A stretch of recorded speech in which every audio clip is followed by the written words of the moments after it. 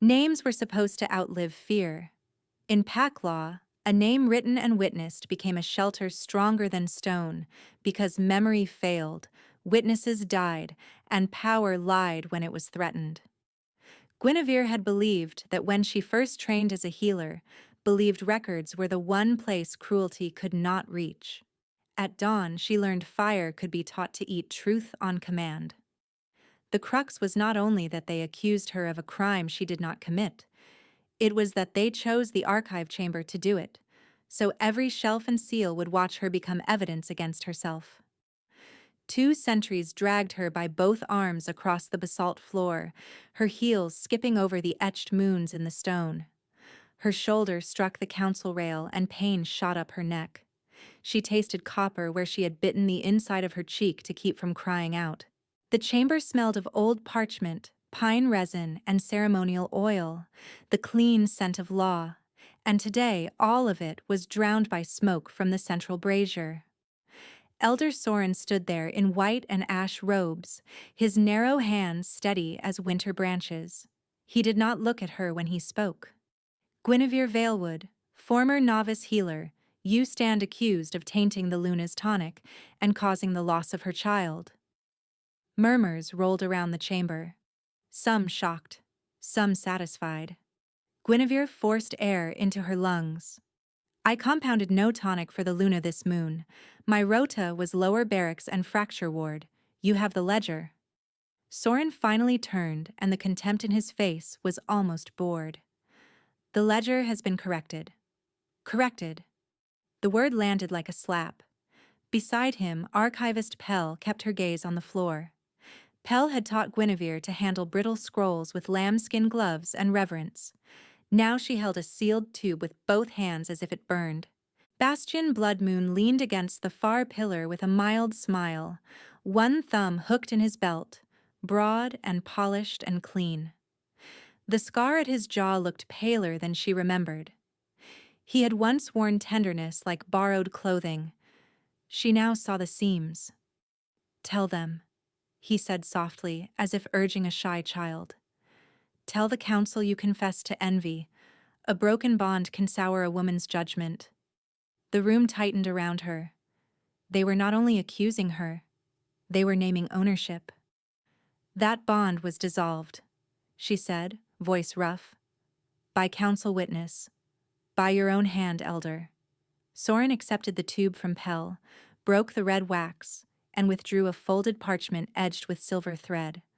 Guinevere recognized it before he opened it. Her mating record. The dissolution order bearing 3 seals. The only legal shield between her and Bastian's claim under old pack law. Her knees weakened, then locked. Do not. Soren held the parchment over the brazier. Record voided for procedural irregularity. Elder? No, Pell whispered, too low for most to hear. Bastian did hear. His smile sharpened. Guinevere lurched forward, and the sentries jerked her back so hard her wrists went numb. She watched flame kiss the corner of the page, watched ink pearl and blister, watched her name curl into black lace and then collapse to ash. Her breath hitched once, violently, as though her body could still stop it by refusing air. Soren shook the last burning strip loose. By precedent, she reverts to prior lawful bond. Rank stripped. Service reassigned to battlefield infirmary under supervision. A councilwoman in green stone beads frowned. Without inquiry? Soren spread his hands. Inquiry follows containment. We cannot leave suspected poisoners near the Luna. Containment. Suspected. Words arranged like knives wrapped in cloth. Guinevere looked at the ash floating above the brazier, tiny black feathers rising, and a thought opened inside her in present tense, raw and bright. This is how they kill you now, not with teeth, with signatures, with smoke. The hearing ended as abruptly as a door slammed. No formal dismissal, no appeal schedule. The sentries pushed her out through the side corridor where apprentices normally carried repaired scrolls at midday. Dawn light through the arrow slits striped her skin in cold bars. She stumbled once, No one steadied her.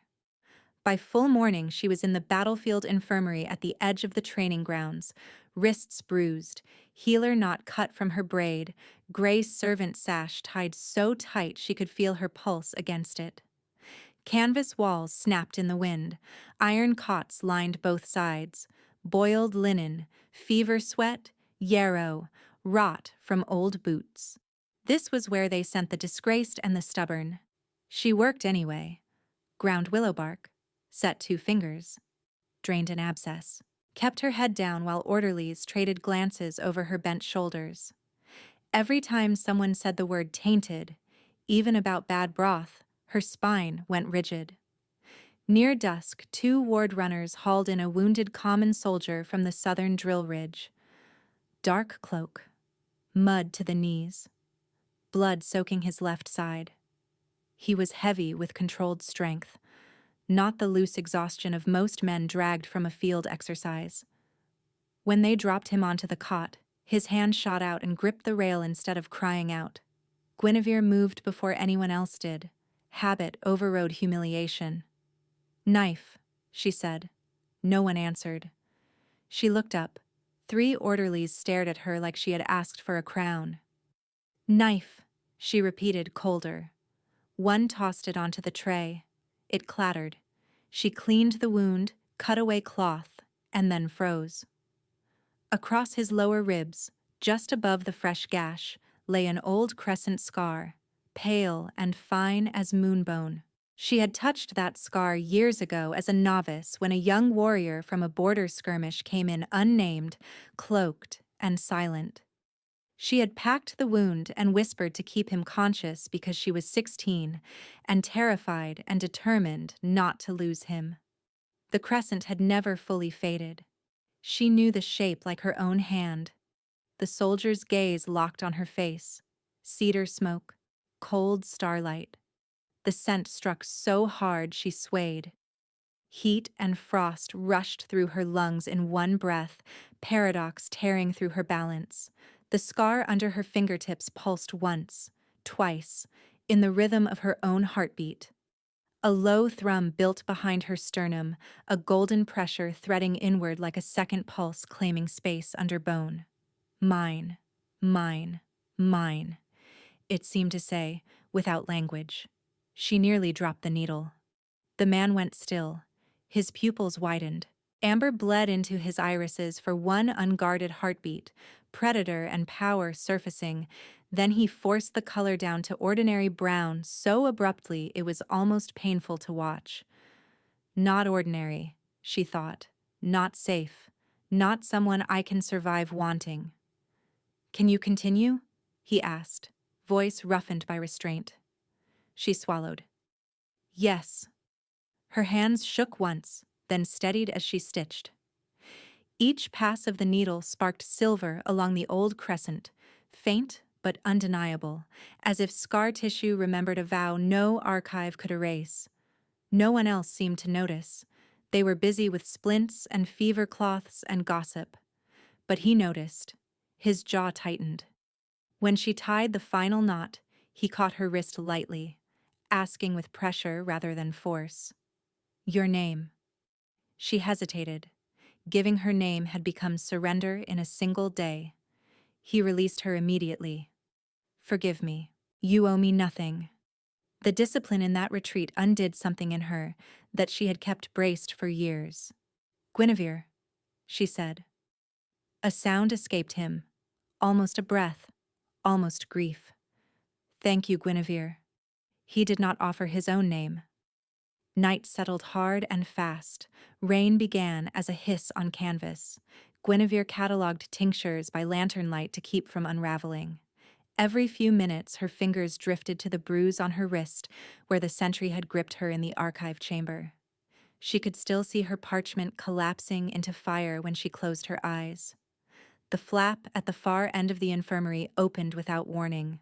Bastian stepped in, dry despite the rain, flanked by 2 warriors with council bands on their sleeves. Conversation died around him.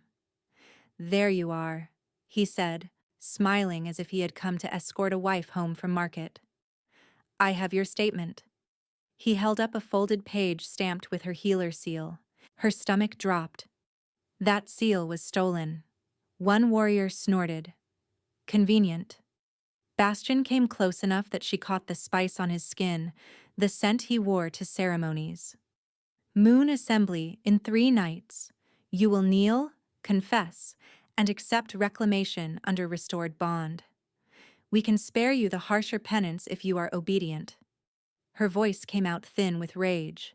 There is no restored bond. You burn the proof.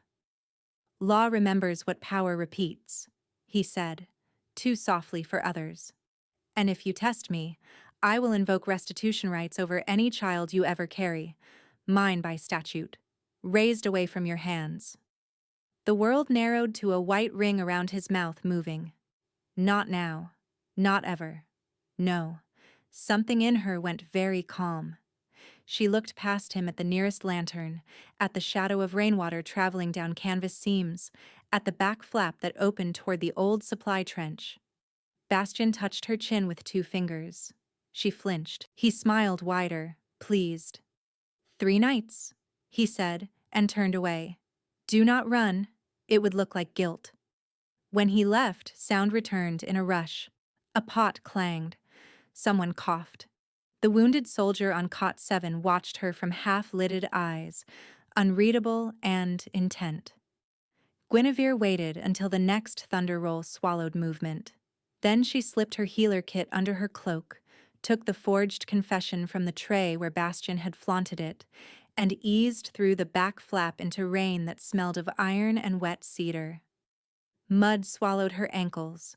Wind slapped her hair loose. She ran bent low along the trench, past stacked shield crates and the kennel wall where hounds barked at her scent, then cut toward the drainage culvert under the south palisade. Behind her, a shout rose, then another. Lantern light swung wild across the yard. Her breath burned. Her bruised wrist screamed each time she caught herself on stone. Cold water knifed through her boots as she dropped into the culvert channel, crouched, and crawled through black runoff and old leaves until the camp sounds dulled to distant metal and dogs. By the time she emerged below the ridge, rain had turned to sleet. The forest opened ahead, dense and moonless, and fear finally caught up with her in a shaking wave that bent her double. She pressed a hand over her sternum where that new golden pulse still beat against bone, steady as a promise and dangerous as a blade.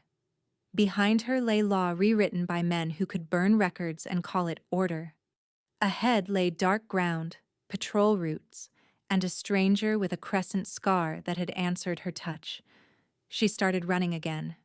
She ran downhill through sleet and root shadow until her breath came in torn, shallow pulls, and her calves trembled hard enough to misstep on bare stone. Branches whipped her face. Once she slid to one knee in a wash of mud, caught herself on both palms, and nearly retched from the bolt of pain that shot through her bruised wrists. She forced herself up again, cloak-soaked, hair plastered cold against her neck. Behind her, shouts from camp had thinned to faint echoes. Ahead, the forest deepened into old growth where trunks stood like pillars and the ground rose in long black ridges. The golden thrum behind her sternum did not fade. It kept time with her pulse, steady and intrusive, as if a second body lived beneath her skin and refused to panic even when she did. She hated that steadiness. She leaned on it anyway.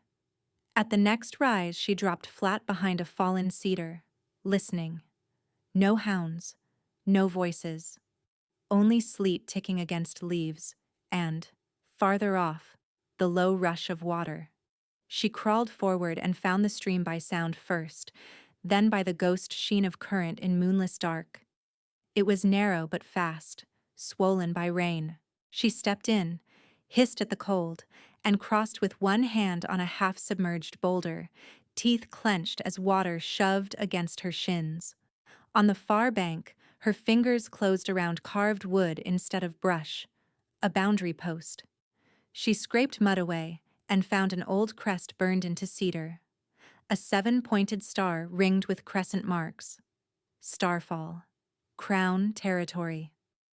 Relief hit so hard it was almost another kind of fear. If Bastion's men entered this land without leave, it counted as provocation. If Starfall wardens thought she was bait sent to test them, they could bind her and return her for diplomacy. Pack law had enough loopholes to swallow a woman whole. She took 3 more steps and a wolf stepped onto the path ahead. Enormous, silver black, rain beating on dense fur. Another moved on her right. A third came from behind, silent until it exhaled steam into the dark. Their eyes held amber fire that did not belong to ordinary scouts. Guinevere raised her empty hands slowly. "I am unarmed," she said, voice rough from cold and running. "I ask sanctuary under healer witness." The wolf in front did not move, its ears angled toward the trees. A woman's voice answered from above and left, calm and hard. "State name and pack." Guinevere turned her head and found a sentry on a low rock ledge, bow drawn, 2 more archers in shadow behind her. Leather armor dark with wet, hair braided tight against the skull, no council bands on any sleeve, field command, not ceremony. "Guinevere Valewood," she said, "Blood Moon territory by birth, reassigned under accusation at dawn. I fled coercion and forged process." The sentry's expression did not change. "You smell of Blood Moon war camp and council oil. That makes you either hunted or useful." "Both, likely." A flicker, almost amusement, crossed the woman's mouth and vanished. "Drop the cloak." Guinevere obeyed. The gray servant sash was visible in the lanternless dark by its pale strip across her waist.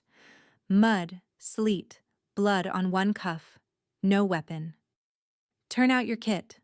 She set the satchel down, opened it, and let the contents spill onto wet leaves. Wrapped needles, willow bark, fever tincture, 2 bandage rolls, 1 narrow bone saw, and the folded, forged confession she had taken from Bastion's hand.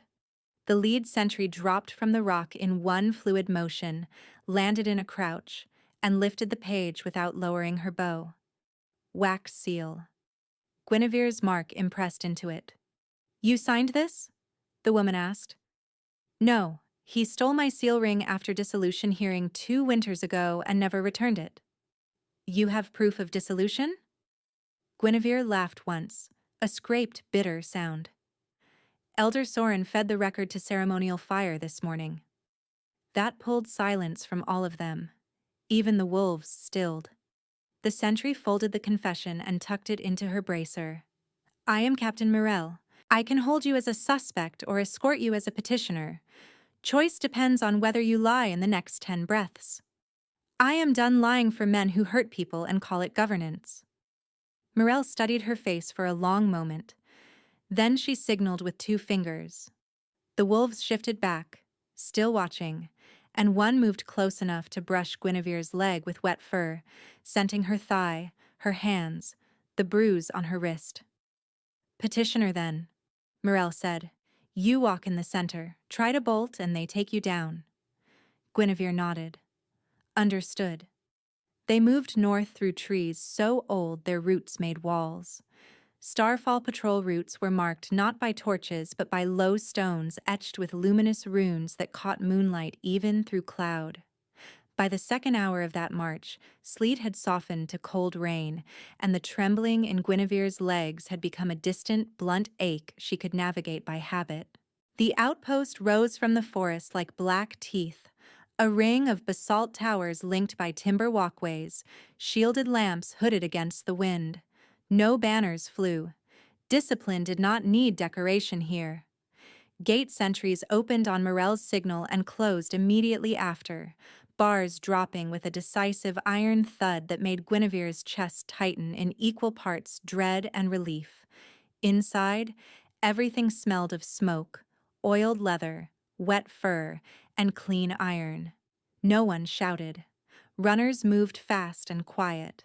2 healers in brown cloaks carried a fever basin across the yard and glanced once at Guinevere's servant sash, then at Morel, then away. Morel handed the forged confession to an older quartermaster with scarred knuckles. Seal this and log chain of custody now. If it goes missing, I pull your rations myself. The quartermaster grunted and took it without comment. That one order steadied Guinevere more than the walls did. Logged, witnessed, not fire. Morel pointed to a covered side hall lit by 3 braziers. You wait there for command review. No one touches you without my word. Guinevere stepped under the awning and wrapped both hands around the nearest heat source, wincing as thaw pain prickled through her fingers. She was so tired that the brazier's glow blurred at the edges. Boots crossed the hall behind her, halted, then resumed, and each sound pulled her nerves tighter. I am in another pack's bones now, she thought, gaze fixed on coals. I crossed a border with a stolen confession and no legal shield. If they send me back, Bastion wins by procedure, not by hunt. If they keep me, he calls this theft and starts a border incident. Keep breathing. Speak cleanly. Do not let panic choose your words.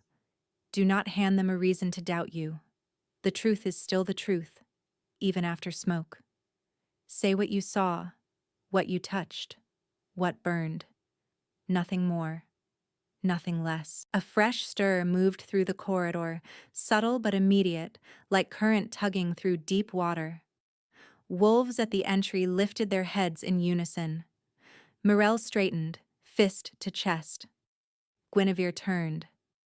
The wounded soldier from Cot 7 stepped into the firelight in a plain, dark cloak, left side rebandaged, rain still shining along his jaw. He carried himself with quiet command that altered the posture of everyone nearby without a word. When his gaze found her, surprise crossed his face first, then something sharper and fiercely controlled. Morel bowed her head. Commander Lucian, border petitioner, claims coercion by Blood Moon Council and names Elder Sorin in record destruction. Lucian did not look away from Guinevere. I know who she is. Tension snapped taut through the hall. Morel's brows rose a fraction. Guinevere's pulse slammed once, hard enough to ache. Lucian took one step closer. You should not be here, he said, low enough for only her and Morel to hear. You were right, Guinevere answered. I owed you nothing. I came anyway. For the first time that night, his composure cracked. A sharp inhale, a flare in his eyes, amber igniting at the rim of his irises before he banked it down. He turned to Morel without shifting his stance between Guinevere and the open corridor. Private review chamber, he said. Now. The room they brought her to was small, stone-walled and warmer than the yard, with one table, 2 chairs, and a washstand under a narrow slit window. Morel stood by the door as witness while Lucian closed it and set the bar himself. Not a prison lock, a privacy lock. He faced Guinevere and waited until she had chosen a chair before speaking. Show me your hands. She frowned, then held them out. Bruises ringed both wrists where sentries had gripped too hard. Lucian's jaw tightened at the sight, the muscle jumping once near his ear. Who did that? Archive guard, she said. After Elder Sorin burned my dissolution record. Morel swore softly under her breath. Lucian moved to the washstand, poured warm water into a shallow bowl, and carried it back. May I? The question caught her off guard more than command ever could. She nodded. He knelt, not crouched, not looming, and lowered her hands into water with a care that bordered on reverence. Heat seeped into her skin. Pain spiked, then eased. Talk, he said. So she did. Not everything at once. Clean sequence, clean facts. Dawn hearing, accusation, Pell's silence, Sorin's word choice, Bastion's threat at infirmary, the forged confession with her seal, her flight route through the culvert and South Ridge. Morel asked 3 precise questions about times and witnesses, and Guinevere answered each without embellishment. Lucian listened as if each sentence carried tactical weight. When she described Bastion saying any future child would be taken as restitution, Lucian's fingers paused around her wrist. His gaze dropped to the bruises again, and the room seemed to narrow around the force of his restraint. That statute is predatory, Morel said flatly, still active in 3 territories. Starfall does not enforce it. Blood Moon does, Guinevere whispered, when it profits the right men. Lucian rose slowly and unfastened his cloak, then his tunic ties at the side. Fresh linen covered the gash from the infirmary. Below it, the old crescent scar lay pale against skin, unchanged except for the faint silver line now threading through its center like moonlight trapped under flesh. I need confirmation from a healer witness before I can move against a council elder across border law, he said. Can you read scar memory? Her head jerked up. That technique is restricted. I know. It can rebound. Seizure, neural burn, memory loss. I know. Morel watched both of them, alert and very still. If she declines, we proceed by patrol report only. Guinevere looked at Lucian's scar and felt the golden thread behind her sternum tighten. Not painful, not gentle, simply undeniable. Her instincts sharpened until she could hear rain hitting stone outside the window in separate, bright taps. Cedar smoke scent wrapped through the room again, threaded with cold starlight, and warmth rose from her chest to her throat in a sudden rush. I can do a surface read, she said. No deep extraction. Not yet. Lucian nodded once and sat on the table edge, turning slightly to give her access. Tell me what you need. Water, salt, clean blade, and your permission to stop the moment I say stop. You have it. Morel supplied the materials from a wall cabinet, then took post at the door, eyes forward, giving them privacy without leaving witness range. Guinevere stood between Lucian's knees, close enough to feel his body heat through wet fabric, close enough that each of his breaths brushed her wrist. She cleaned the scar with salted water, then nicked her own thumb and pressed one bead of blood to the silvered line. The reaction was immediate. Light surged through the scar in a narrow arc, bright as struck steel. A fierce current jumped into her hand and raced up her arm to her shoulder, then dropped like molten weight behind her sternum where that second pulse answered with a hard, exultant beat. Lucian drew in breath through his teeth, head tilting back, fingers gripping the table until knuckles blanched. Amber flooded his gaze when he looked at her again, no pretense left in it now. Predator, sovereign, claim and restraint in violent balance. Guinevere felt the animal part of her go rigid, every sense flaring at once, fear and longing braided so tightly she could not separate them. Bastion's threats, the ash in the archive brazier, the years of shrinking herself to survive, all of it collided with the raw certainty rising through that bond thread. This is the man from Cot 7. This is the man they hid. This is the one my body recognized while my mind still argued. The scar under her thumb pulsed with her heartbeat, then with his, then with both, in lockstep. She lifted her eyes and met his fully. Neither of them looked away. The pulse locked between them for 3 suspended breaths, and then the force running through Lucian's scar surged again, harder, like a river striking a narrowed gorge. Guinevere's knees gave. She would have hit stone if he had not moved at once, one arm bracing her back, the other hovering near her throat without closing, waiting. May I? He asked, voice scraped raw. Hold your shoulders until the rebound passes? Even now, even shaking with power, he asked. She nodded once. His hands settled, steady and warm through wet fabric, anchoring rather than claiming. The silver line in his crescent scar dimmed from bright steel to moon pale, and the room exhaled with it. Morel shifted her weight at the door, but did not interrupt. Guinevere pressed her palm flat to the table edge and rode out the aftershock in small, controlled breaths. Fragments from the surface red flickered along the inside of her skull. A younger Lucian in a blood-slick corridor, ordering medics to leave him and tend 3 others first. A council seal stamped over his name and blacked out. Elder Soren's profile in torchlight, speaking to someone she could not see. Not enough for legal charge? Enough to tell her his wounds had been managed as secrets for years. When the dizziness eased, Lucian loosened his grip and stepped back a full pace. He retied his tunic with deliberate hands, covering the scar she had just lit like a signal fire. "What did you see?" Mirel asked. "Not what we need yet," Guinevere said. "Surface impressions only, concealment, injury management outside standard logs. Soren present in at least one scene." Mirel's mouth flattened. "Then we proceed carefully." Lucian's gaze did not leave Guinevere. "And you stop for tonight. Your hands are shaking?"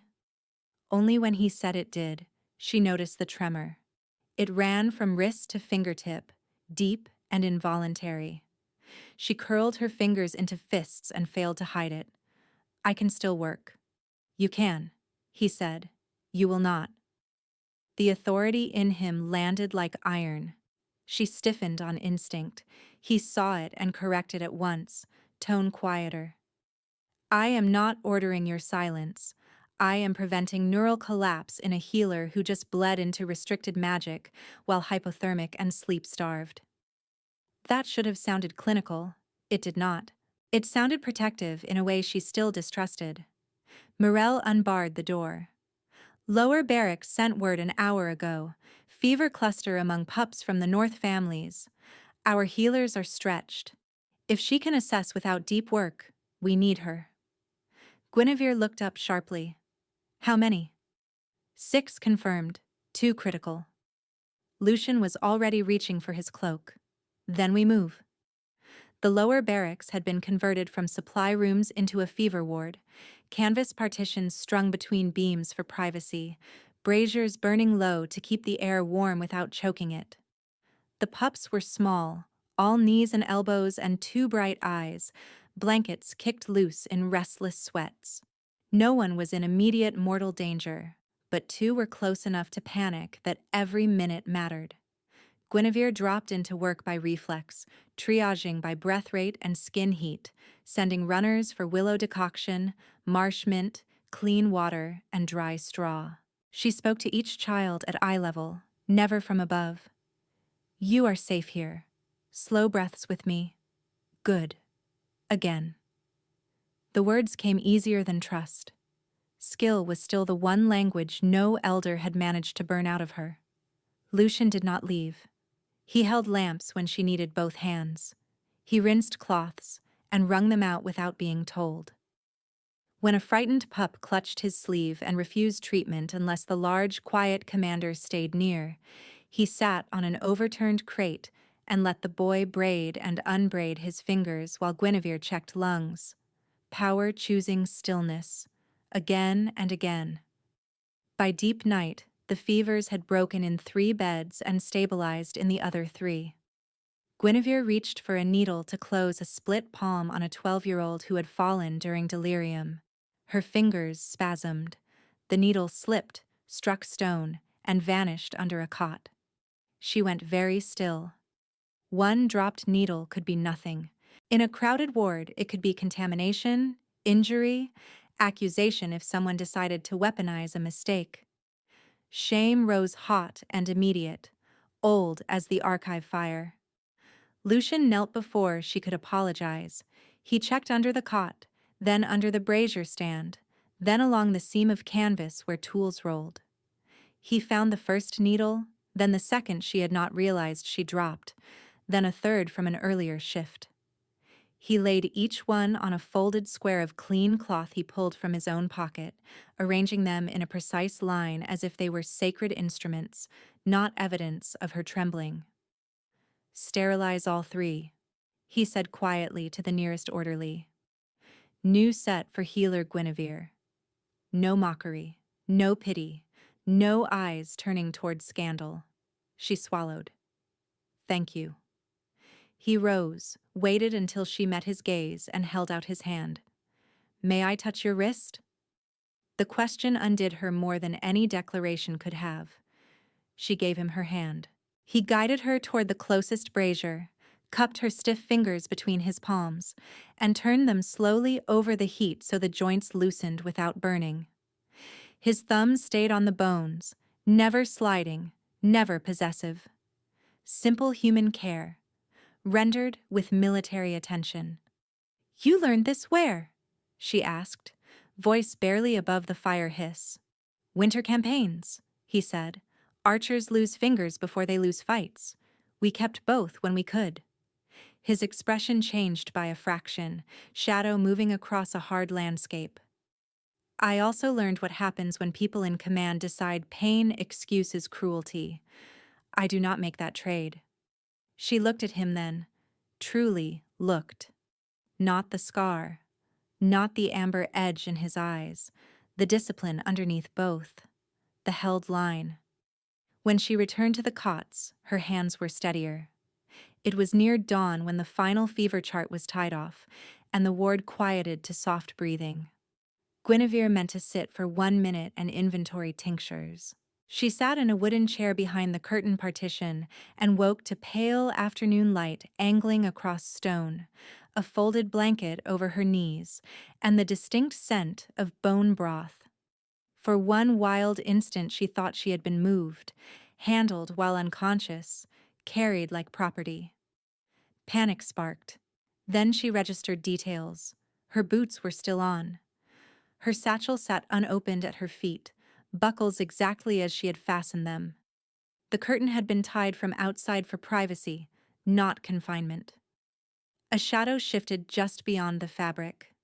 Lucian's voice came low. "You are awake."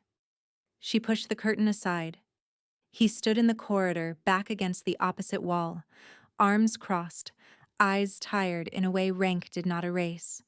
2 empty bowls sat on the floor beside him and a fresh roll of bandages on top of her kit. "You stood watch all this time?" He shrugged once. "Morel rotated guards. I took the last stretch." "Why?"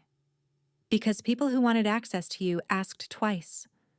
His mouth thinned. They did not get it. He nudged the nearer bowl toward her with his boot. "Broth. Hot enough to drink. And bandages from quartermaster stock." She stared at the supplies. "Those are not for petitioners." "No." A brief, almost dry curve touched his mouth. "I traded my ration tokens and the right to first pick from the next hunt for them." Quartermaster pretended to object for approximately 6 breaths. Against her will, a small sound escaped her, not quite laughter, not quite disbelief. By the second night after her arrival in Starfall, that sound replayed in her mind each time she expected the floor to drop beneath her. She hated how much it mattered. Ration call came at dusk in the central yard, lines of soldiers and workers moving past long tables under torch brackets, while clerks marked portions on slate. Guinevere stood in the healer queue with 2 assistants from lower barracks, hood up against a needling wind, bowl in hand. Conversation rolled around her in lowered murmurs that thinned whenever she drew near. Contempt had not vanished. It had changed texture into caution. 2 warriors peeled out of the weapons line and blocked her path. Both wore visiting bands in blood moon red over Starfall travel leathers. Diplomatic escort, technically. Predators in borrowed manners. The taller one looked her over with deliberate disdain. "There she is. The tainted hands." His companion leaned closer. "Confession at Moon Assembly healer. Save everyone the inconvenience." Guinevere kept her voice even. "Step aside. Not until you admit what you did to the Luna's child." The old terror hit first, then anger came behind it like a blade sliding into place. She shifted her bowl to her left hand, right hand free, eyes on their shoulders, their stance, the angle to the nearest table knife. No one moved yet. Yard politics. Everyone waiting to see which law would be chosen. A familiar scent cut through smoke and damp wool. Spiced cedar. Ownership masquerading as charm. Bastian stepped from between 2 supply wagons as though he had been invited to a festival. He wore dark formal leather with silver stitching at the throat, clean gloves, no mud on his boots. Behind his smile sat calculation so cold it seemed to lower the air around him. "Guinevere," he said warmly, "I was told you had found shelter. How resourceful." Her grip tightened on the bowl until her knuckles ached. "You crossed without summons." "Escort privilege," he replied. "Council discussion at Moon Assembly. Your attendance remains required." The two warriors smirked, feeding on the audience. One reached toward her sleeve. "Kneel now, and maybe he asks mercy." A body moved between them in a plain soldier's cloak, hood shadowing most of his face. Lucian. No commander insignia, no authority displayed, just a rank strip for line infantry and a stance that drew every eye in the yard within heartbeats. "Hands off the healer," he said. The taller warrior barked a laugh. "You challenge Blood Moon Escort as a common soldier?" "I challenge unlawful intimidation on Starfall ground." He lifted his forearm and tapped the iron gauntlet at his wrist, the formal signal for trial by skill in camp disputes. Murmurs broke wide. He had no visible rank to demand compliance. He was forcing them to refuse in front of witnesses or accept and be measured publicly. The second warrior sneered and mirrored the signal. "First blood ends it." "No blood," Lucian said. "Disarm only." "Coward's terms." "Lawful terms." The circle opened fast, boots scraping back over packed dirt. Bastion stayed at the edge, smile thinning. Morel appeared near the ration tables with 3 wardens, not intervening yet, making sure every angle had witnesses. The first strike came high and fast from the taller warrior, gauntlet aimed at Lucian's jaw. Lucian slipped inside the arc, caught the wrist, turned, and used the man's momentum to send him to one knee without impact. The second attacker lunged from the left. Lucian pivoted, hooked his ankle, stripped the short blade from his hand, and flung it spinning into a straw target 10 paces away. No cut. No bruise she could see. Just humiliating precision. The first warrior surged up, enraged, drew a backup knife, and drove forward. Lucian stepped offline, struck the nerve above the elbow, and the hand opened instantly. Knife dropped. Lucian kicked it clear and pinned both men with forearms locked against their throats. Controlled pressure. No collapse. "Witnessed," Morel called. "Disarm achieved." Lucian released them and stepped back. Healer protection law applies in active ration zones and medical service corridors. Code 7, lines 4 through 9. Threats against sworn healers constitute disruption of war readiness. Coercion of testimony under implied force voids cross-pack petition standing. He recited it without pause, each line a nail driven into public record. Clerks were already writing. The taller warrior spat in the dirt, face flushed. "You overstep." "I enforce what you hoped she did not know." Bastion's gaze moved from Lucian to Guinevere and back, weighing, recalculating. Impressive memorization for a soldier. Lucian answered without looking at him. "Predators rely on ignorance. I was bored enough to study." A few strained laughs broke from the outer ring, brief and sharp, tension venting without breaking. Bastion's expression hardened a shade. Morel stepped forward at last. "Both visiting warriors are confined to guest quarters pending formal complaint review. Any contact with healer Guinevere outside council chamber voids your escort status." She glanced at Lucian. "And you. Insubordination for unsanctioned dual initiation in ration yard. Punishment watch tonight. North perimeter." Lucian inclined his head. "Accepted." Guinevere understood the maneuver as it landed. North perimeter was the route wardens had planned to send her for night herb retrieval under guard rotation. Morel had mentioned it that morning. With Lucian on punishment watch, assignment rosters shifted. She would not be sent into rogue-adjacent dark with Blood Moon visitors inside the walls. He had taken penalty to close the gap Bastion might use. When the circle dispersed, Bastion leaned in just enough for only her to hear. "You collect protectors like debts." She met his gaze and heard her own voice come back clear, without tremor. You mistake protection for ownership. You always did. Something old and coiled in his face tightened, then smoothed over. He turned and walked toward the guest wing, 2 wardens at his heels. Guinevere stood in the cooling yard with her untouched ration bowl and watched Lucian pull his hood up again, already moving toward the north gate where punishment watch began. He did not ask for thanks. He did not touch her. He looked back once, enough to check she was unhurt, then kept walking. The knot behind her ribs loosened by one careful turn. Not gone, not healed. Loosened. When she finally exhaled, she realized she had begun, quietly and against every lesson fear had carved into her, to lower her guard. She had barely taken 2 steps from the ration line when Morel caught her elbow and steered her toward the shadow behind the quartermaster's shed, out of earshot of the crowd. Do not look back, Morel said. Just walk. Guinevere matched her pace, bowl still in hand, pulse unsettled from the yard confrontation. What happened? We searched the visiting warriors after confinement, found this stitched into a gauntlet lining. Morel slipped a waxed cloth packet into Guinevere's palm. You are the only healer on duty who can identify compounds by scent in the dark. Inside lay a thumb-sized vial wrapped in ritual ribbon, the kind used for moon rites. Guinevere uncorked it and inhaled once. Sweet resin, cedar. Then the bitter metallic sting beneath it, thin but unmistakable. Wolfsbane extract cut with lamp oil. Her throat closed. This is not perfume, she said. This is concentrated. Skin absorption. Fast if it touches fresh cuts or scar tissue. Morel's expression hardened further. Ceremonial oil is applied by hand at assembly. To throat, wrists, and old battle marks. Guinevere's eyes lifted to hers.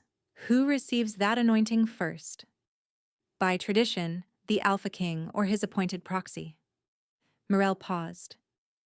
If the crown is traveling under concealment, no one outside command should know the proxy. A cold line traced Guinevere's spine.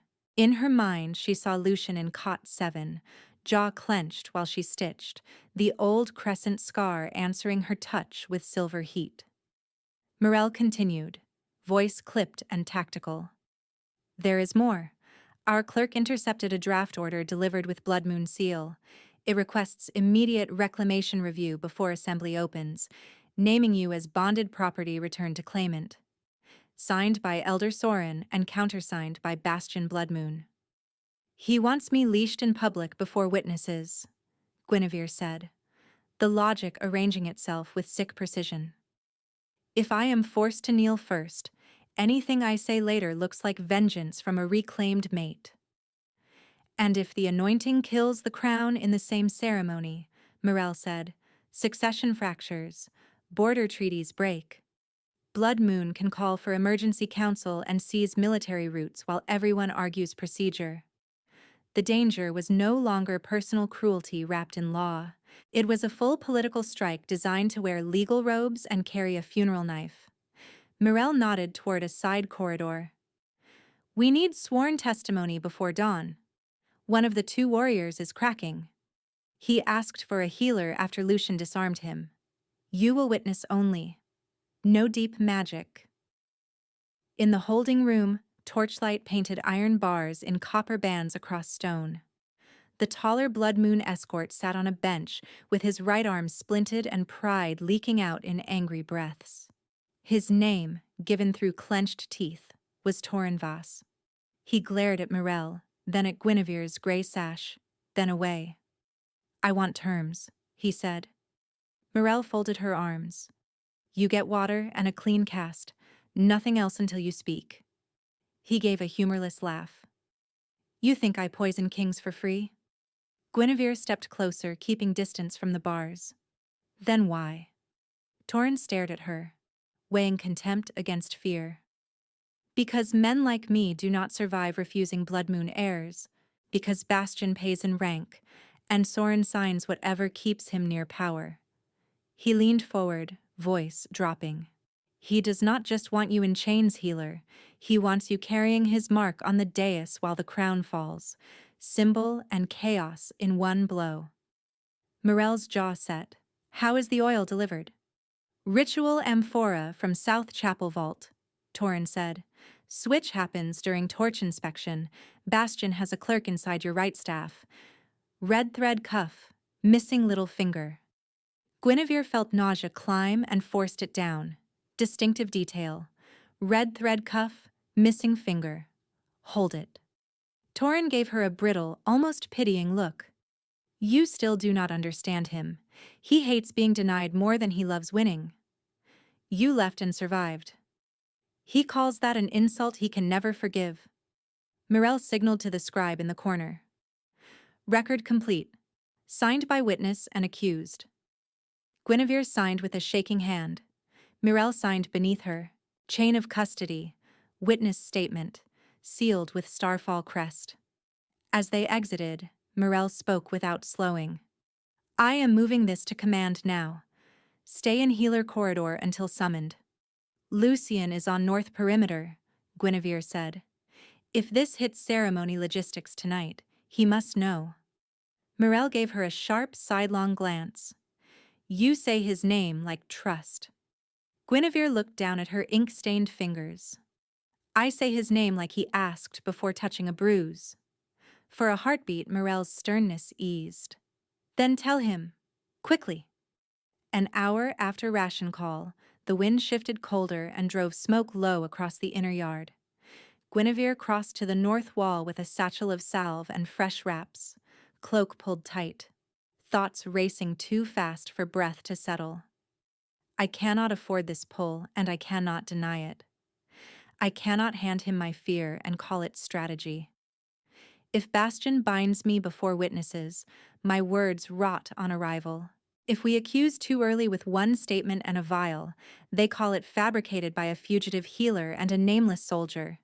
Keep to facts. Keep to sequence. Stay useful. Do not freeze.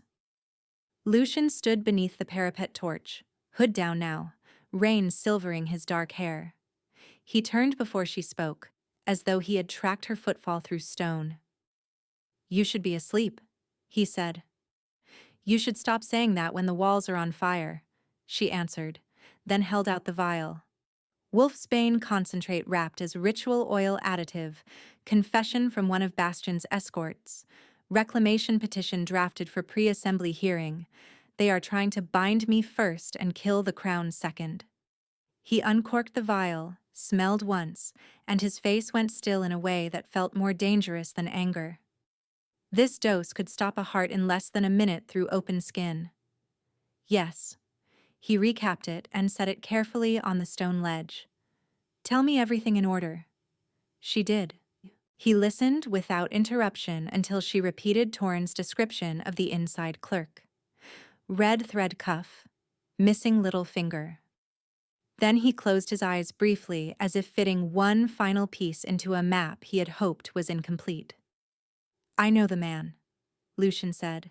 Right quarter clerk assigned 2 days ago by council recommendation, Soren's recommendation. Guinevere looked at him, really looked, and saw strain under his control that mirrored her own. How far does this go? Far enough that open arrests tonight could trigger the very border rupture Bastion wants. He met her gaze, amber brightening at the edges. Far enough that if I reveal command authority too soon, the conspirators scatter before we tie evidence to names. There was the crux laid bare. Timing against catastrophe, proof against speed, law used as shield by the guilty. You are not just a commander? She said softly. He held the silence between them for 2 breaths, then answered with the same deliberate honesty he used everywhere else. No. But until the assembly, I need enemies to believe I am. The admission struck with quiet force, hidden in plain sight, carrying rank like a concealed blade while men planned his death. Guinevere set her satchel down and reached for his bandage. Your side reopened in the duel. His mouth curved, faint and tired. That was not an invitation to scold. It was an invitation to infection. She waited. May I? He lifted his arm without comment. Under the torch glow, his skin was warm despite the wind, the old crescent scar pale beside fresh stitch marks. When her fingers brushed the edge of gauze, that familiar bond thread tightened under her sternum. Not painful, simply present, like a vow waiting to be spoken aloud. She felt his breath hitch once and continue steady. You are shaking, he murmured. So are you. Only where you touch me. The words were quiet, almost formal, and they landed with more heat than any reckless declaration could have. She met his eyes and saw no manipulation, no claim laid without consent, only disciplined hunger and the same fear she carried. Wanting as risk, tenderness as exposure. Before she could answer, a horn blast split the yard. One long note, two short, security breach. Morel's voice rang from the stairwell below. North Gate diversion. All available wardens to inner chapel route, now. Lucian retied his tunic in one swift movement and caught Guinevere's shoulders, waiting for her nod before his hands settled. You go to infirmary corridor. Locked room, 2 guards. No, she said. If the target is ritual oil, they will move through healer supply lane. I know those routes better than your wardens. His jaw tightened. Guinevere. I am done being protected by ignorance, she said, fierce and low. Use me. For a breath he looked as if he would refuse. Then he nodded once, decision clean. Stay within arm's reach. If I say down, you go down. They ran. By the time they hit the inner chapel yard, torchlight had turned chaotic, shadows jerking across stone as soldiers converged from 3 corridors. 2 masked intruders were already in custody near the gate, bleeding from shallow cuts. Clearly, the diversion team. The real movement was at the oil vault, a clerk in right livery shoving a sealed amphora onto a cart, while another man in blood moon colors held a short blade at a novice's throat. Red thread cuff. Missing little finger. There, Guinevere breathed. Lucian moved like released wire. He crossed half the courtyard before the armed man registered him, struck the blade wrist, and spun the novice clear in one seamless line. Morel's wardens hit the second conspirator from both sides and drove him to his knees. The amphora tipped, rocked, and would have shattered if Guinevere had not lunged and caught the neck with both hands. Weight slammed through her bruised wrists. She cried out, kept hold, and lowered it against the cartwheel. Seal intact, she shouted. Get chain clamps. Do not open it here. From the chapel arch, slow applause echoed. Bastian stepped into the courtyard as though he had wandered into a theater he owned, rain dark on his shoulders, expression composed enough to feel obscene. Well done, he said. Starfall efficiency is almost admirable. Morel drew her sword. On your knees, Blood Moon. Bastian ignored her and looked only at Guinevere. You keep choosing the difficult path. You keep choosing poison, she shot back. He smiled, thin and bright. I choose outcomes. Then he lifted a parchment high, Blood Moon seal gleaming in torchlight. Emergency cross-pack writ under elder authority. Guinevere Valewood is to be transferred immediately for reclamation review, due flight risk and admitted sabotage. Interference constitutes treaty violation. A murmur rippled through the gathered soldiers. Law again. Always law, sharpened against truth. Morel barked, forgery until validated. Validate it then, Bastian said smoothly, in open assembly, tonight. Unless Starfall wishes to announce it shelters confessed child killers. The word hit like thrown gravel across a wound. Several onlookers flinched. One of the younger wardens glanced at Guinevere with sudden uncertainty, and Bastian saw it, fed on it. Lucian stepped forward, cloak still plain, rank still hidden, fury held on a razor edge. You will not remove her. Bastian's gaze flicked to him, amused. And you are. Enough, Morel snapped. All parties to council hall, now. The chapel bells began to ring, not for prayer but for emergency convening. One bell became 3, then 5, the signal that treaty authorities were being summoned from every wing, the worst possible arena for half-proven truth and perfectly forged paper. Guinevere stood beside the seized amphora, wrists throbbing, heart hammering, and understood the trap closing in real time. If she stayed silent, Bastian's writ could carry her into his custody before dawn. If she spoke without irrefutable proof, he would paint every warning as revenge from a reclaimed mate and still reach the assembly oil through another hand. Lucian moved to her side, close enough that his shoulder brushed hers, close enough to steady without confining. "Whatever happens in that hall," he said, voice low enough for only her, "do not let him isolate you." Guinevere stared at the bell tower where firelight flashed against wet stone and answered with the only truth she had left. "He already has. Unless we break this tonight." Lucian's hand tightened once at her shoulder, then fell away as Morel signaled the wardens forward. They moved as a hard ring around the seized amphora, around the red thread clerk and the bound intruders, around Bastian with his polished writ held high like a priest's blessing. The bells kept striking above them, iron notes shivering through wet air. Every note pulled more witnesses into the corridors: soldiers, healers, clerks, visiting delegates wrapped in travel cloaks and suspicion. The march to Council Hall felt like walking inside a snare that cinched one knot at a time. Guinevere stayed beside the amphora cart, palms stinging from where glass had bitten her skin through the cloth wrap. Bastian walked 3 paces ahead, unbound, because treaty protocol still protected him until formal accusation. Elder Sorin was already waiting at the hall threshold when they arrived, ash-white robes dry despite the storm, as if weather itself avoided him. "You ring emergency bells over lamp oil and a hysterical fugitive," Sorin said, voice carrying to the stone rafters. "Starfall insults council process." Morel did not bow. "We intercepted a poisoned right vessel and 2 armed infiltrators in Chapel Lanes." Sorin's gaze slid to Guinevere and sharpened into contempt. "And your source is a disgraced healer stripped under lawful censure." Bastian extended the writ toward the central scribe desk. "Transfer order, signed and sealed. Guinevere Valewood to Blood Moon custody for reclamation review under restored mate statute." The chief scribe took it with gloved fingers and began reading in silence. Around the circular chamber, council seats filled with hurried authority. Pack elders, war captains, right keepers, treaty auditors, torches snapped in wall brackets.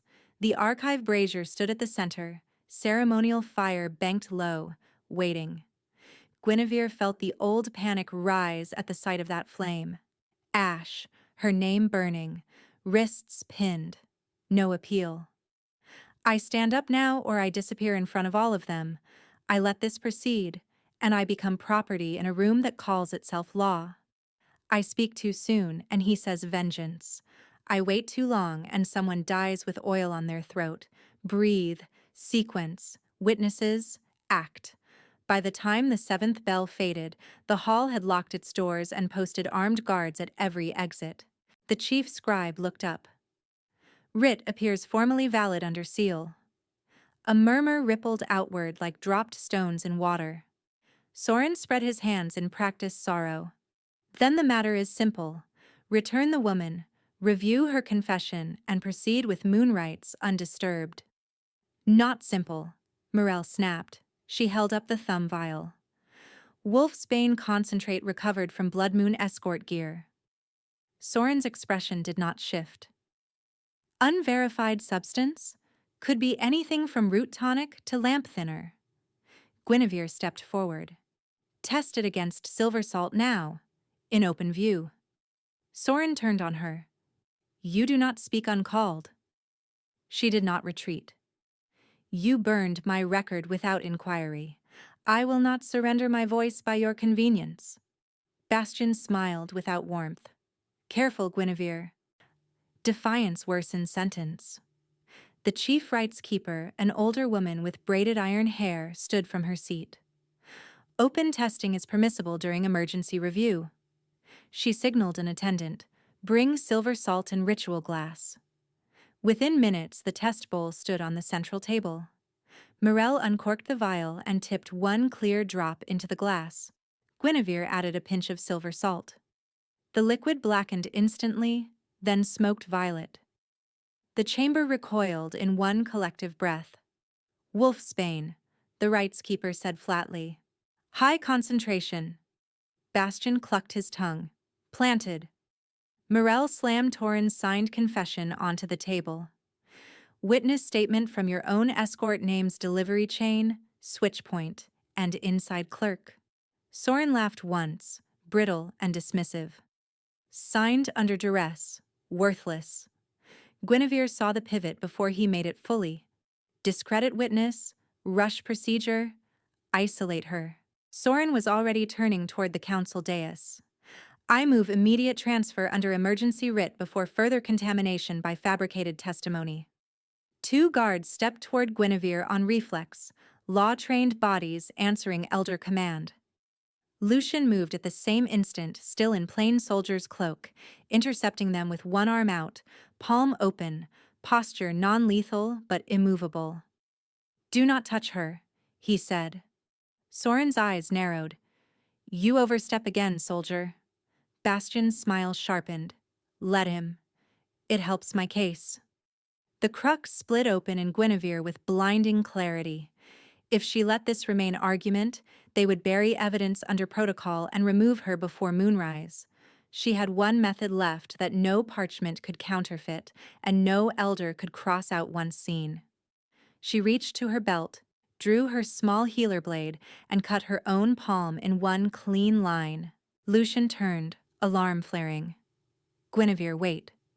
"No," she said, blood already gathering bright against skin. "They trained me to heal memory in flesh. They called it sacred when it served them. They can watch it serve truth." Soren barked, "Seize her." Morel drew steel half out of sheath. "Anyone lays hands on her without vote answers to me." Guinevere crossed the ring before fear could lock her knees, stopped in front of Lucian, and looked up at him. "I need your scar. I need your consent in front of witnesses." His gaze went feral at the edges, amber flooding in without disguise, ancient authority straining against restraint. He bared his left side, tore through linen to expose the crescent. "You have it. All of it." She pressed her bleeding palm to the scar and spoke the archive oath in a voice that shook only once.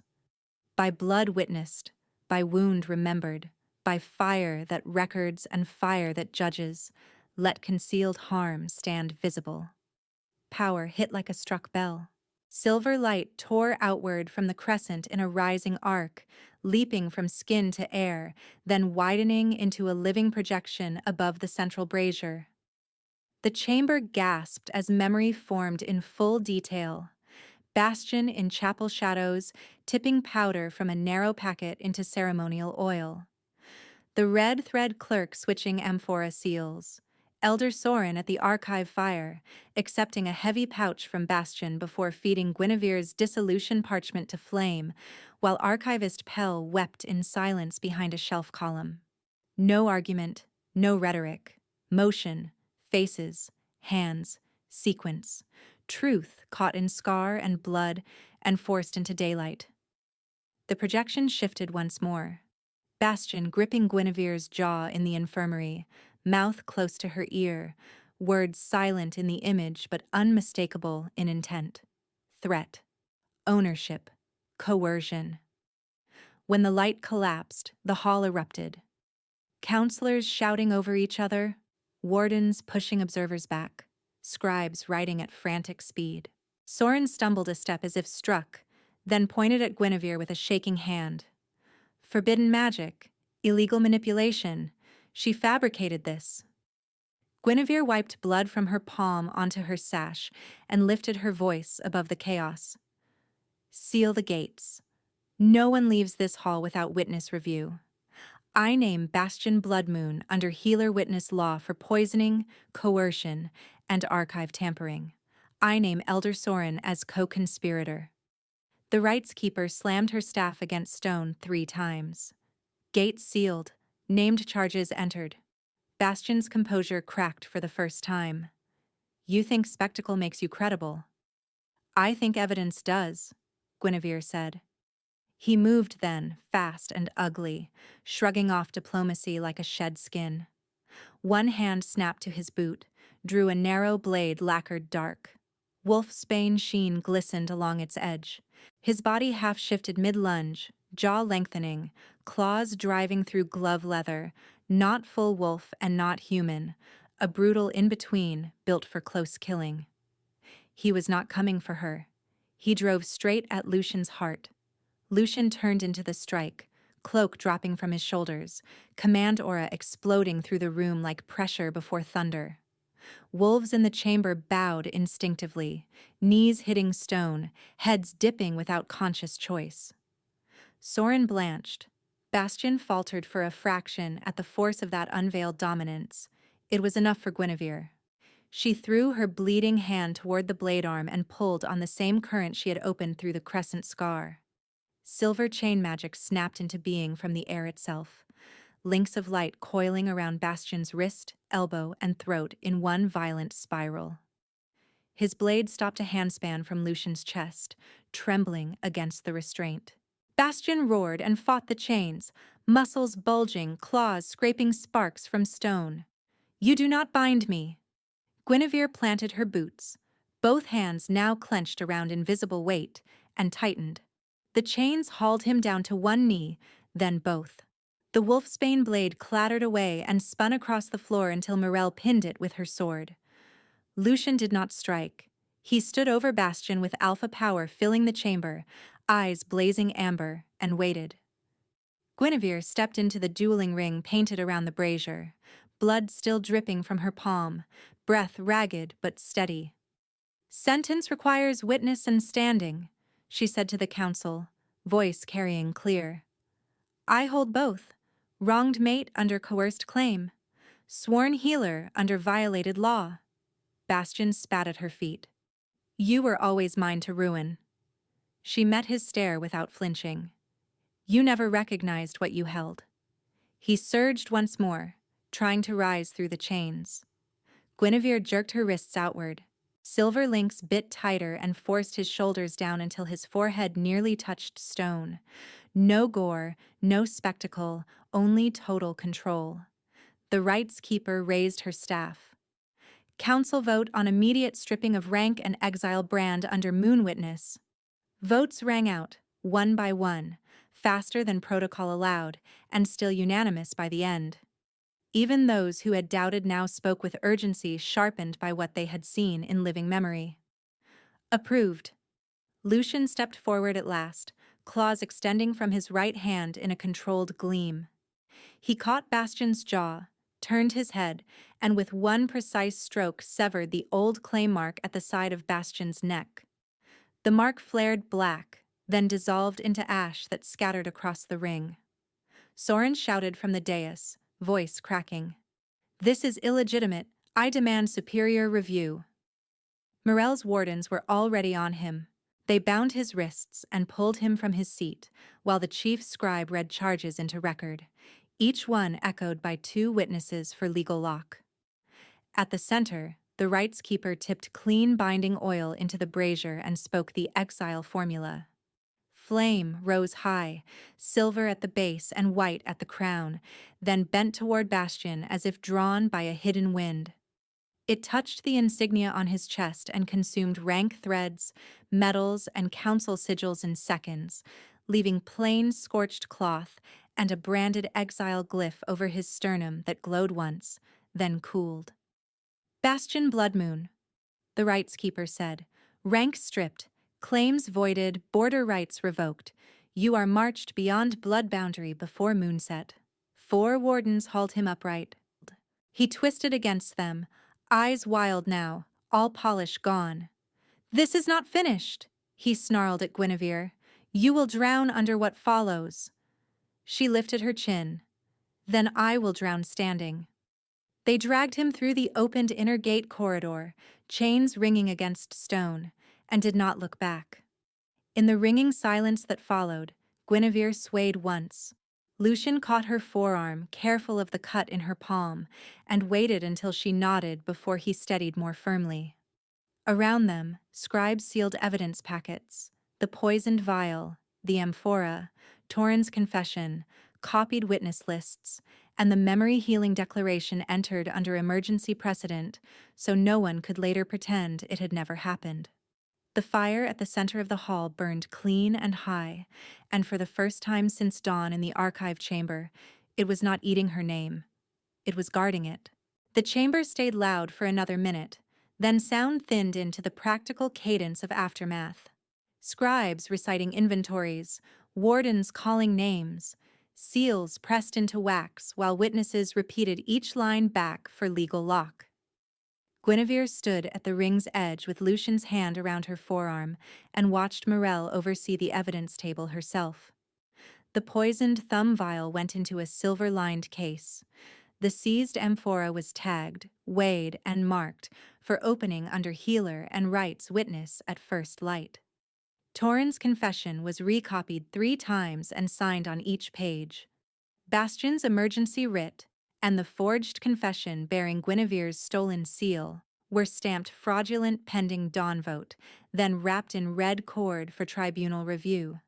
Archivist Pell stepped from the side benches before anyone dismissed her. Her hands shook, but her voice held. I withheld objection under elder pressure. I will testify to Sorin's order and the payment he accepted. She looked directly at Guinevere, eyes wet and unflinching now. I also retained ash samples from the brazier grate and partial index slips I was told to destroy. I log them as furnace residue. They can aid reconstruction. The loaded silence she had carried in the archive finally broke into words, and the room shifted around that truth, as if a locked hinge had given way. When the final witness marks were complete, the rights keeper approached them with her iron braid loose at one shoulder, exhaustion and resolve braided together in her face. Named charges stand. Exile march is underway. Her gaze moved between Guinevere and Lucian, pausing on their joined hands. The bond you opened in blood has already been witnessed by half this hall. If you want formal claiming under moon law, the vow altar is prepared. If you do not, no one compels it here. Lucian turned to Guinevere and did nothing else. No pressure, no grand pronouncement, only attention so complete it felt like shelter. What do you want? She felt the cut in her palm throb, felt the answering pull beneath her sternum, felt every old reflex urging caution against one new certainty that had survived fire and law and fear. I want to choose, she said, in full voice, in front of witnesses who will record it exactly. Then choose, he said, and his tone held reverence, not command. They crossed to the rebuilt archive fire, now burning in a low stone basin at the chamber's north wall. Morel stood witness on one side, the rights keeper on the other, Pell near the scribe desk with fresh parchment already waiting. Rain tapped the high windows in soft, steady strokes. Guinevere untied the gray servant sash from her waist and set it beside the basin. Pell drew a breath and, with formal hands, laid a healer's white cord in its place. Lucian removed his plain soldier cloak and folded it over the rail. Without rank hidden in cloth, he seemed both larger and gentler. Strength no longer narrowed for concealment. He knelt to her height rather than towering over her, then bared the line where neck met shoulder, exposing his throat first in the oldest gesture of trust their people had. His voice was rough, stripped of public steel. Guinevere Valewood, do you consent to my mark, and to marking me in equal claim? Her pulse hammered once, then settled into that shared rhythm she now knew as surely as breath. I consent. Do you consent to mine, without hierarchy and without revocation by anyone but us? I do, without hierarchy. Without revocation by anyone but us. She touched his cheek, then his throat, and felt him shudder under restraint that was chosen, not forced. He shifted closer, One hand braced on the stone beside her hip, waiting one last heartbeat for refusal she did not give. When his teeth found the curve between her shoulder and neck, pain flared bright and clean. It was sharp for an instant, then opened into a rushing heat that poured through her chest, down her spine, into her hands and knees and ribs, as if every locked room in her body had been given light at once. She heard herself gasp his name. She also heard his whisper against her skin, fractured by feeling. Mine. Not possession. Recognition. The word carried awe, grief, promise, and a fierce apology for every hand that had ever claimed what did not belong to it. Golden warmth flooded the bond thread until it was no longer a thread, but a braided current. She felt fragments that were his and now shared. Winter marches under starless skies, a boy learning to lead by refusing cruelty, the ache of concealment, the exact moment in the infirmary when he had recognized her and decided restraint would be his first gift. The bite eased. He drew back, eyes bright amber, breath unsteady, mark already glowing silver gold at her collarbone. Yours, he said, forehead touching hers. If you still want me. She answered by guiding him lower, fingers at his jaw, searching until she found the pale line of an old campaign scar just below his ear, a place where pain had once entered him and never been witnessed as tenderness. I want you, she whispered. Mate. Her teeth broke skin with less force than his had, but the effect was no weaker. He went still, then trembled from throat to shoulders as heat surged through both of them. The bond snapped fully into place with a visible flare, braided light spilling from mark to mark in two intertwined strands before sinking under their skin. The chamber smelled of cedar and rain and iron-warm blood, and beneath it all came a new scent that was simply them, indivisible and calm.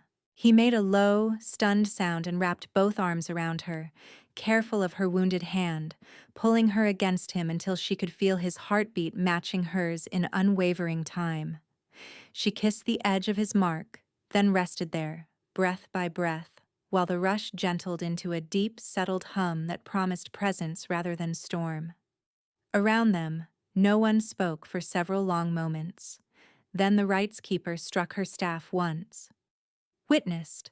Mutual claim, consensual, equal standing. Pell wrote every word, sanded the ink, and read it back line by line. Guinevere corrected one phrase. Not restored bond, new bond.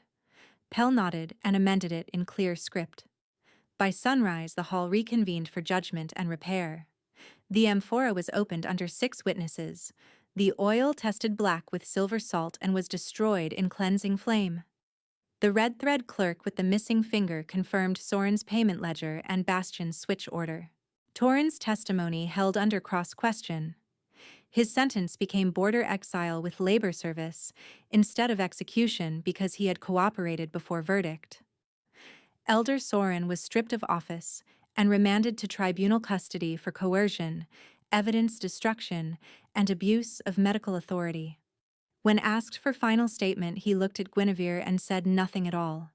3 days passed before the legal slate was complete enough for public reading in the lower yard. Guinevere stood beside Lucian on the dais, her healer cord bright at her shoulder, his crown offered and accepted in the same ceremony so no one could later split authority into rival myths. The proclamations came in precise order. Lucian Starfall recognized openly as Alpha King. Guinevere Valewood recognized as Luna Queen and High Healer by her own oath and council vote. Prior reclamation statutes amended to require continuous, spoken consent from both mates. Healer rank removed from elder disciplinary control. Archive Fire redesignated vow altar with dual key custody under archivist and healer offices. Morel took command of border wardens with full council backing. Pell, under censure but not erased, kept her post and led reconstruction of burned records from ash analysis, witness testimony, and Guinevere's blood memory declaration. In that same chamber where her name had been fed to flame, Guinevere watched Pell slide a new parchment into the shelf. Dissolution of prior bond recorded as historical fact. Coercion findings attached. Mutual claim to Lucian entered by date, witness, and oath. Protected copy sealed in silver case. Duplicate stored in Healer Tribunal vault. At the next moon, children from the outcast quarters ran laughing through the new sanctuary ward, while Guinevere checked charts and corrected 2 apprentices with patient firmness. No one used the word tainted where she could hear it. No one used it at all. Lucian arrived late from patrol council, set a steaming cup by her elbow, and listened while she argued for more fever cots and broader legal training for novice medics. He agreed, amended the budget on the spot, and kissed the mark at her shoulder as naturally as breath. That night they returned together to the archive fire, now ringed with fresh stone and guarded records instead of fear. He touched the new entry bearing both their names. She covered his hand with hers. "No fire can erase your name again," he said. She leaned into him, bond warm and settled. Future no longer a threat to outrun but a life to build. "Then carry it with me."